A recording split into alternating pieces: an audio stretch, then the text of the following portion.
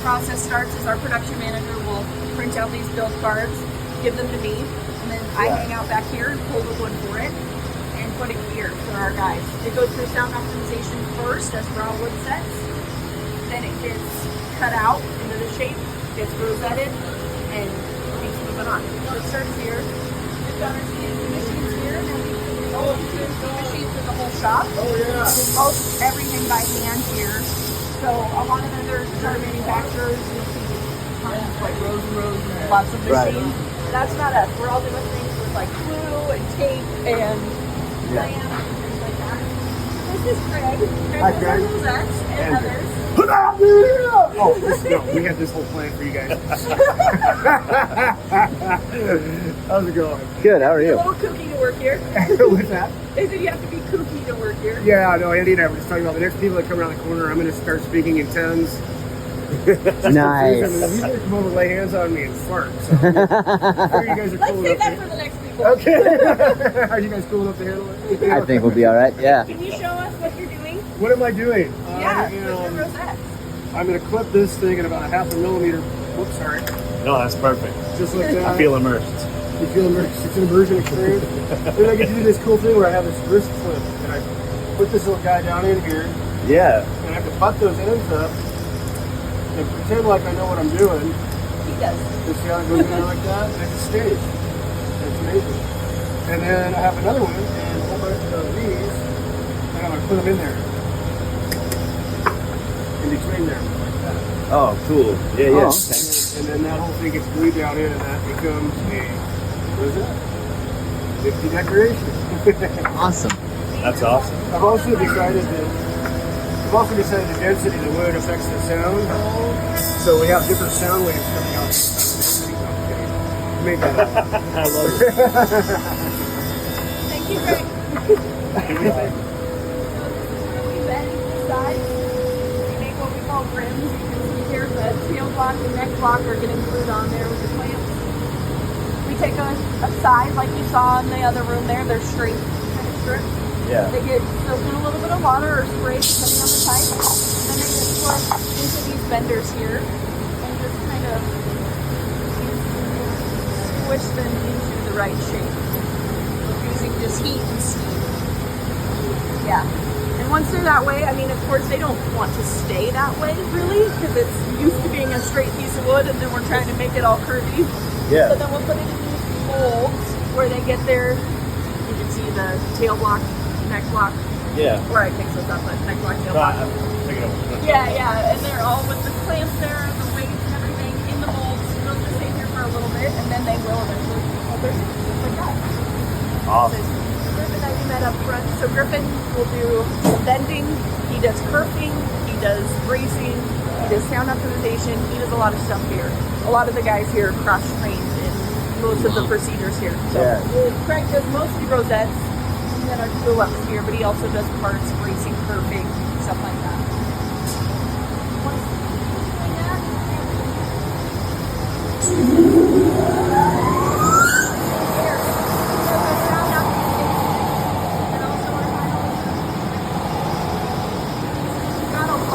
That he's working on today, so we're kind of doing a time studies on each guitar that we're building with our new models.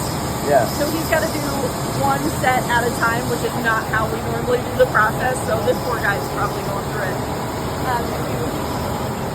Here we got Andy doing bracing, and so you can see he's got a top with a template on it here. He's going to draw on the template and put the braces on it.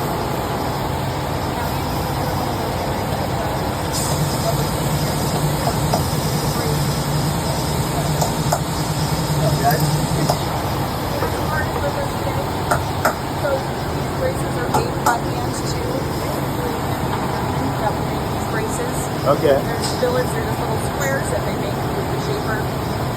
So after he glues on the braces based on the template he drew, he's right here a vacuum.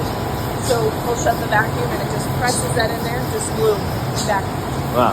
Get them to fit, and then the guitar's got braces. I always thought it'd be cool when this in a place that looked like a guitar. Yeah. You know, like, like, I saw a meme once that was like, why does the inside of your car look like an apartment I can't afford? And I'm like, dude, it does, and I want that. It does. So right here is a cool mold here. We've got the sides like you saw, and these little bits are kerfing. Yeah. So actually how they put in the kerfing is by hand. They will just squeeze out some glue, make it smooth with their fingers, and then put this kerfing in all by hand. Yeah. They go in these molds again too. Here's the top and the back that are going to go with this. So these are all braced. All of the sound optimization has been done. They will put glue on here too, set this on, and then they go in these molds. So it's kind of just these weights. You can see right here, this goes down to press and hold it. So it's got these heavy metal weights on top of it in these molds, and that's what makes it a box. Wow. Now it's a guitar, right? Make sure I'm putting stuff back. And once it's on, we've got our binding and our purfling. This is Aaron. He does binding, purfling, tail strips, all that good stuff. What do you have? That's a really pretty piece of wood. This is a concerto maple. Actually, it's getting bound up for the sale.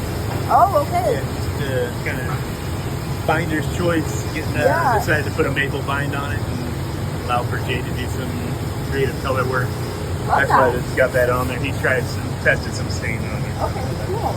Yeah, so maple here that bent to the same as the sides and the concerto shape. Just put in a tail strip right now. That's to match this binding. And then I'll tape all this binding into place like this here. And this just tape is acting like a clamp to hold that binding into place. This is like flexible plastic, so it's just going to conform to where it pushes, where the binding needs to be bent, the wood binding needs to be bent to jive with the proper guitar shape. There's a thin bodied rosewood, Indian rosewood with redwood top. And a Koa rosette, black plastic bind on it. Wow. Where are you guys here from? Milwaukee. Milwaukee, Wisconsin. Oh, right on. Oh yeah, Wisconsin. We gotta specify Milwaukee, Wisconsin. I'm privy. The brand is from Wisconsin, Madison area. Oh, right on. So sometimes what you talked about with this guitar is if the guitar is going through production and it has something that went wrong with it, we realize that we put a maple back on it when it was supposed to have a myrtle wood back or something of the sort. We don't want to waste that wood. It's still a guitar. So we'll build them throughout the year kind of, and we have warehouse sales here and we'll just sell those there. Oh, so cool. That it becomes a guitar, but it's kind of like a custom. It's like a random one-off, which is fun. That is fun. So, that is awesome. That is a unique breed, yeah. So you can see the guitars have been braced, but they're not completed just yet. So after the guitars have been braced before they get built in that process I was telling you about, our guy Eric will sit here and we'll get some frequency reads. So we're the only ones that use this kind of software. We will tap this into the microphone at different spots. And I'm sorry I can't explain like technically what is happening to you because that is something I do not understand. Yeah. But it'll get the sound optimization readings. It's a frequency reading here. And depending on the body shape and the wood and everything, we want it to hit a certain mark. Right, so there's probably a certain frequency that it beats at for each body shape, and that's what they're looking for. Yeah, that's what they're looking for. So if he sees that these marks are a little higher, then he will shave the bracing with the chisel. So when he comes to these braces here, you can see this one's a little rough. He actually just hand carves that bracing, and that gets that frequency reading to come down. So that's why you get a lot of consistency in Breedlove models. We do this with every guitar that we make here, so that there's consistency throughout. You know, sometimes you have to play 5 guitars and find the one that sounds good. That's not a Breedlove thing. I've definitely noticed that. It's like certain models do sound like pretty much the same. Yep. That's what we're going for. We want you to be able to pick up any of them, and they all sound good. So we use science for that. And I mean, a lot of companies do this. It's called tone tapping. You know, they back in the day would hold up a piece of wood and just kind of tap it with their fingers and listen if it's going to sound like a good piece of wood for a guitar. But we've translated that into some technology so that it's consistent. Now this is also binding. Oh, look at it. We've got this paw that you got front. Paul's going to provide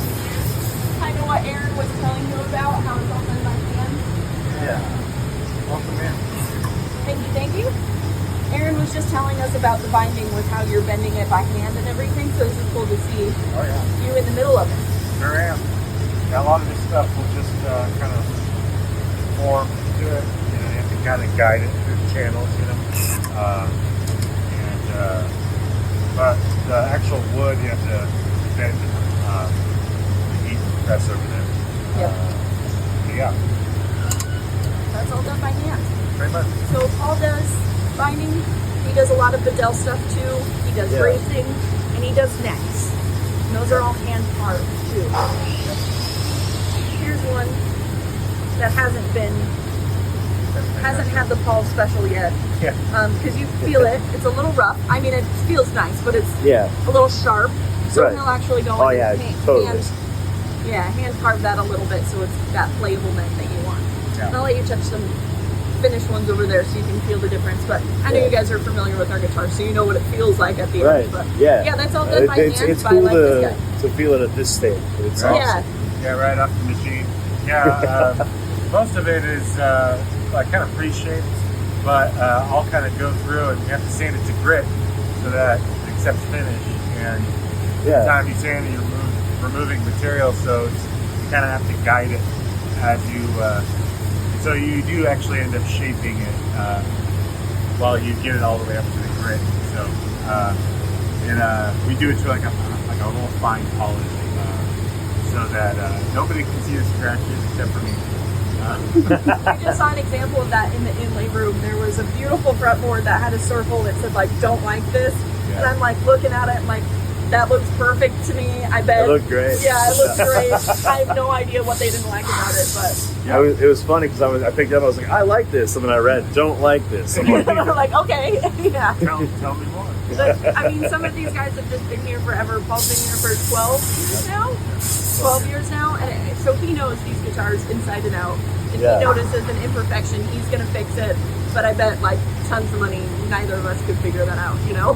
So if you do your custom, he'll likely work on a part of it.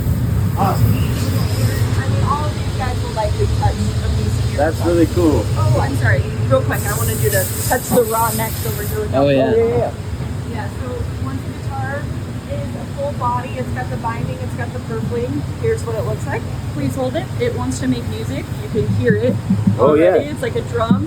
It responds to like the room. It vibrates. It responds to your voice It does already. want to make It's music. like, yeah, it wants to make music already. And once it passes final inspection, it moves away. This is what we call whitewood. So it's just the raw wood essentially until that point. Then we go into finish department. Ooh, I like Really that. fun. It looks like he's got something they're working on, which is even better. We do all of our finish is sprayed by hand.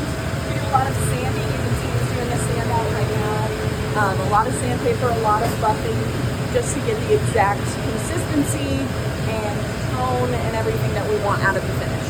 So, and that makes me super nervous. These buffing wheels are kind of like big sandpaper. Essentially, they'll hold the guitar up to it. Oh yeah. Ooh, that makes me so nervous. This is a part of the process I don't want to learn. I've learned a lot of stuff back there. Like this one, no thank you. They're finished guitars. This takes a lot of skill, and I mean, they're great. It's good for a reason. There's a good path. Hey, Brad, what do you got? This is just That's a prototype. kind of in the process of sanding it smooth. Getting it prepped for the rust. After I do this hand sand, I'm just going to hit it with 3,000 grit, basically sanding it to a really, really high grit so that it goes up and comes out tight. So you can see all of the guitars kind of hanging on these racks here. They'll go into finished booths. Yeah. That's where they do the spray. They'll have to get their whole mask and stuff Right, on. right. It's not good to smell that. Not good to inhale that. I used to work in wood finishing, not guitars, Oh, but cool. wood So you know the finishing. you probably can explain this better than I could. Yeah, well, I mean, there's a little bit. There's a sealer and the prep and all that, the stain. This is myrtle wood as well. This is an outrageous log, which you probably saw this model at NAMM. I'm sure I handed it to this Yeah, because, that's very similar to what I was playing. yeah, like I was handing this guitar to everybody at NAMM, so I'm sure I handed it to you. These are something else. And hopefully, I believe there are some over there that have finish on them, so you can see what this looks like with some finish. I love when you be nervous holding it like that. That's really cool. Where it kind of like tapers Oh, down. see, yeah, you like that in the middle there. Cool. We can definitely get that for you.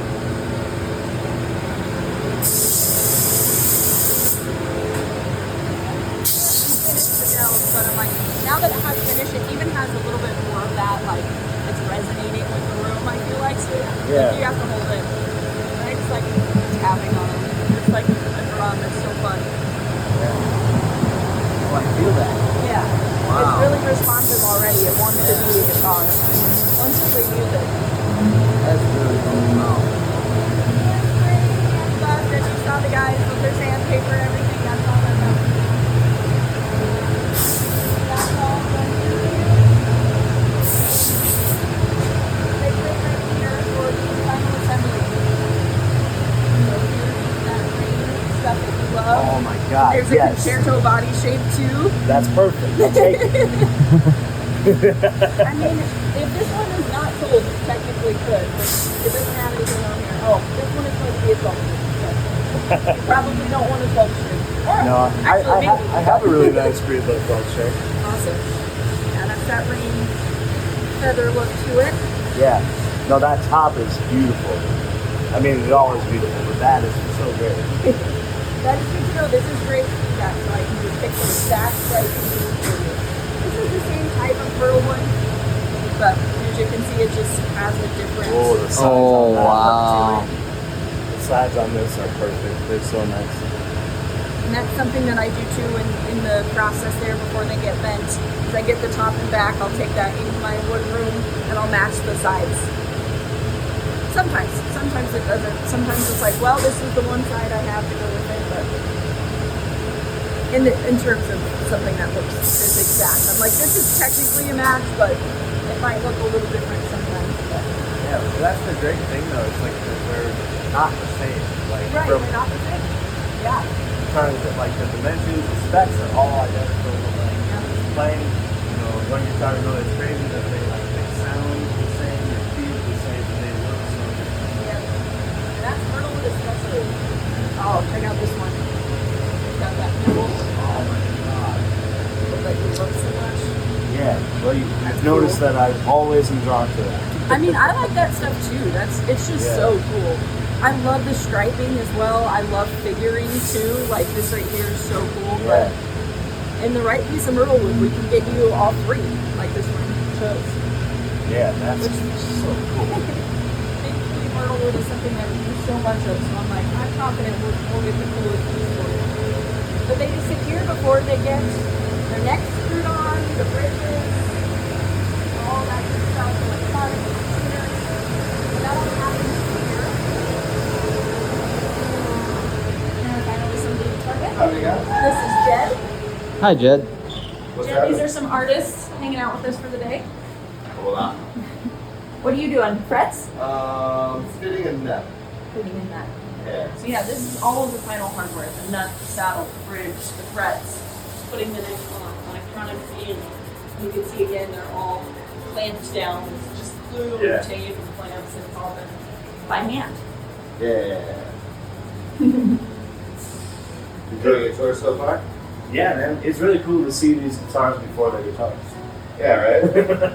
I agree. I get to hear all their voices for the first time. That's So that's a really cool I thing. feel pretty lucky about that myself. Wow, that's a beautiful way to put it too. Yeah. Some really fun ones on the wall over here. Oh, Jeff Bridges. The Jeff Bridges, we always build with that 3/8 wood. Yeah. So it's got naturally just a little bit more figure and stuff going on with them. And we've got figured redwood in the middle there. I really like the sound of the Jeff Bridges model. It's really, really warm. Yeah. That's all Myrtlewood. And that concerto body shape. I love that you love the concerto and the companion. I love that you're like on opposite sides. It's just so cool. A lot of people are that way. I have a concert and I'm like, Well, don't do that. Just kidding. I'm just kidding. Too. They're all, like I said, they're all great guitars. Yeah. It starts at great and gets better. It's better. So here's our warehouse. These are mostly imports. We do have some USA that stay here, but most of our USA is like built, completed, and then sent right out. We've got orders for them. So these are where my tour guitars are from. These are the tour guitars. This is our B stock right here, which a lot of artists I always recommend our B stocks. They're a little bit cheaper, and it's like they have just a small finish flaw usually. Yeah, is what yeah. makes them a B stock The- instrument. So I think the one that got crushed by the ceiling fixture was a B stock. That was a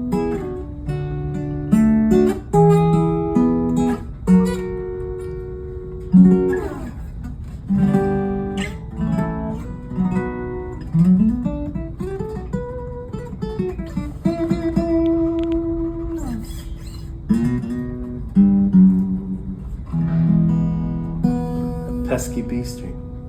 There we go.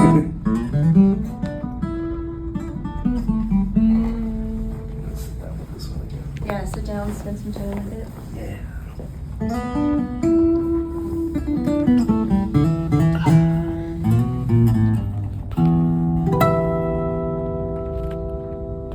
It sounds so big, but it's so small. Right. That's all of that sound optimization. Yeah. And with the sound hole too, the sound hole has a big thing to do with it. So each body shape has a different sized sound hole. Yeah, I like that you Makes a can little hold bit of a these kind of difference. between the legs and like almost like a jazz guitar. Yeah, yeah. You know, so you can access up here and like play really comfortably.